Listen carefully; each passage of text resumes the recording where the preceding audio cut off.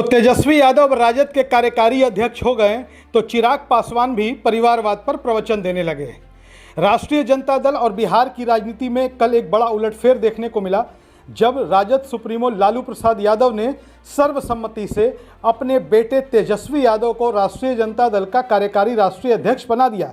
यानी कि औपचारिक तौर पर अब तेजस्वी यादव ही राष्ट्रीय जनता दल के असली बॉस होंगे। हालांकि कागजों में अभी भी लालू प्रसाद यादव ही राजद के राष्ट्रीय अध्यक्ष हैं। इस मौके पर तरह तरह की प्रतिक्रियाएं देखने सुनने को मिली। जहां राजद के समर्थकों ने अपने नेता तेजस्वी को बधाई दी तो वहीं एनडीए खेमे की तरफ से तेजस्वी यादव के लिए अच्छे सुर सुनाई नहीं पड़े। एनडीए की कौन कहे, राजद सुप्रीमो लालू प्रसाद यादव के परिवार से भी अच्छे स्वर कम से कम तेजस्वी के लिए सुनाई नहीं पड़े। रोहिणी आचार्य और तेज प्रताप यादव ने बातों बातों में तंज भी कस दिया। लेकिन अब बात करेंगे चिराग पासवान की।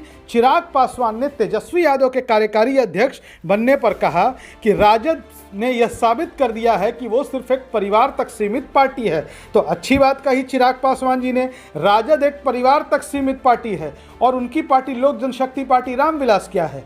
लोक जनशक्ति पार्टी रामविलास जो चिराग पासवान की पार्टी है, उनसे बड़ा परिवारवादी होने का ठप्पा तो किसी और पे लगा नहीं है। चिराग पासवान खुद राष्ट्रीय अध्यक्ष हैं, खुद सांसद हैं, केंद्रीय मंत्री हैं और उनके बहनोई अरुण भारती जमुई से सांसद हैं। इसके अलावा उनके एक बहनोई जो हैं वो बिहार राज्य अनुसूचित जाति आयोग के अध्यक्ष हैं। अपने भांजे को उन्होंने इस विधानसभा चुनाव में टिकट दिया। पूरा परिवार इसी में लगा हुआ है। इसके पहले जब लोजपा का बंटवारा नहीं हुआ था तो उनके चाचा पशुपति कुमार पारस भी केंद्र में मंत्री थे, सांसद थे। उनके चचेरे भाई प्रिंस राज भी इसी पार्टी से सांसद थे। और चिराग पासवान तेजस्वी यादव पर हमला बोलते हैं, ये सुनकर बड़ी हंसी आती है। क्या चिराग पासवान को सचमुच अधिकार है परिवारवाद पर बोलने का? वो बात कर रहे हैं 90 के दशक और उसके बाद के पलायन के लिए और लगातार लालू प्रसाद यादव की पार्टी को वो जिम्मेदार ठहरा रहे हैं। अब कोई चिराग पासवान से पूछे कि अगर 1990 का दशक इतना खराब था, 1990 के बाद बिहार में पलायन बढ़ा, तो 2004 का लोकसभा चुनाव, 2009 का लोकसभा चुनाव और 2010 का बिहार विधानसभा चुनाव चिराग पासवान की पार्टी ने राष्ट्रीय जनता दल के साथ क्यों लड़ा? उनके पिता रामविलास